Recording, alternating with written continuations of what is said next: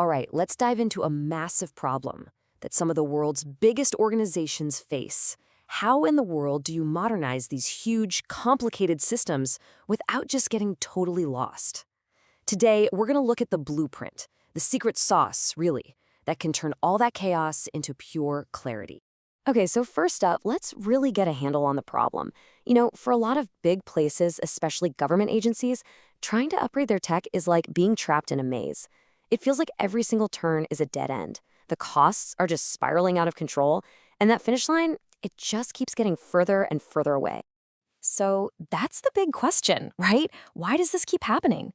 I mean, these are super important projects. They're supposed to make things better, more efficient. So why do they always seem to get tangled up in this massive web of complexity? Well, the answer a lot of the time is surprisingly simple, but it's a big deal. They're missing a blueprint. It's like they start building a skyscraper without any architectural plans. They don't have a clear picture of where they are now, where they're trying to go, or how all the different pieces are even supposed to fit together. Just picture a big government agency for a second.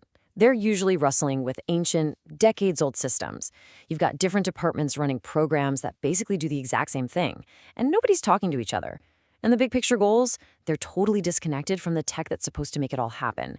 It's just a perfect recipe for chaos and wasted money. So if the problem is a missing blueprint, well, the solution is pretty obvious, right? You bring in an architect. In the world of business and technology, we call this enterprise architecture. And its whole job, its entire reason for being, is to bring some serious order to that chaos. So let's break that down. What is enterprise architecture, or EA, really?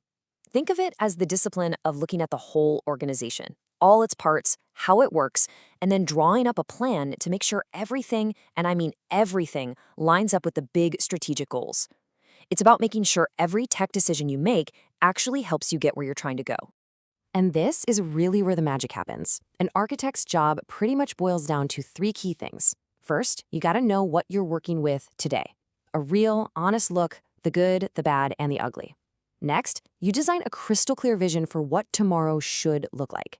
And then, the crucial part, you build a realistic, step-by-step roadmap to get from here to there. Okay, that's the theory, but to make this really concrete, let's look at a company that actually does this. They're the guides in the maze. We're going to talk about a firm called ArcMetis, because they're a perfect real-world example of how this kind of thinking solves these huge, messy problems. So ArcMetis, they're based right in Washington, D.C., right in the thick of it, and their whole mission is to provide these architecture-led advisory services. They are that independent guide for really complex organizations. And what makes them different is pretty interesting. First off, they're a 100% women-owned small business.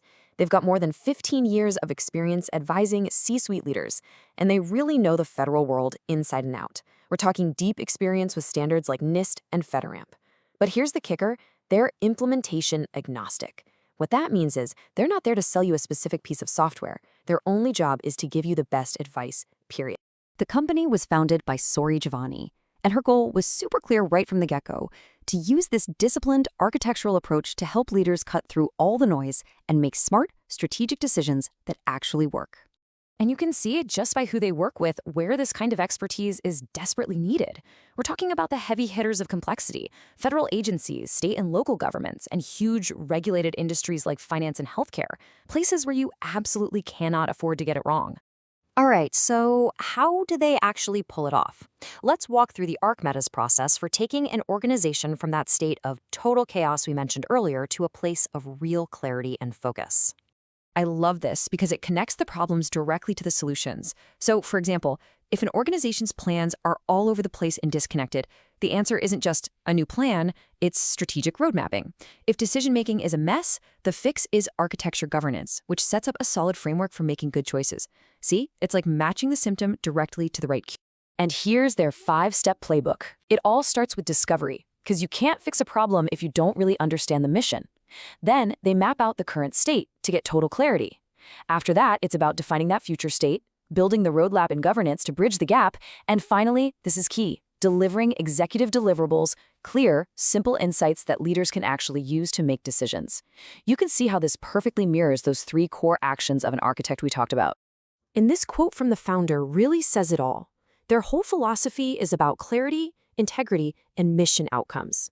But I want to circle back to that last part, free from implementation bias. This is so important. It means their only motivation is to create the absolute best blueprint for their client. They're not trying to push a particular product or specific platform, just the right answer. Okay, so we've seen the problem, we've seen the process, but let's get to the so what. Why does all this stuff about good architecture really matter? What's the actual tangible impact at the end of the day? This really lays out the transformation in black and white. You go from a place of high risk and what we call technical debt, which is basically all the future headaches you're creating by taking shortcuts today, to a place of clear decisions and smart, aligned investments. It is literally the difference between being stuck in the mud and actually succeeding at your mission. So here's the bottom line, the most important takeaway. This is not just some abstract, technical thing for nerds to talk about. Good architecture has real-world consequences. It means our tax dollars are spent better. It means the government services we rely on actually work. It means organizations are just plain better at doing their jobs. So I want to leave you with this final thought. Picture your own organization. Doesn't matter if it's big or small. Think of it like a city. It's got roads, buildings, different neighborhoods, all serving a population. So the question to ask yourself is this. Who's drawing the blueprint for your city? Is there even a blueprint at all? Or is everybody just building their own thing, wherever and however they want?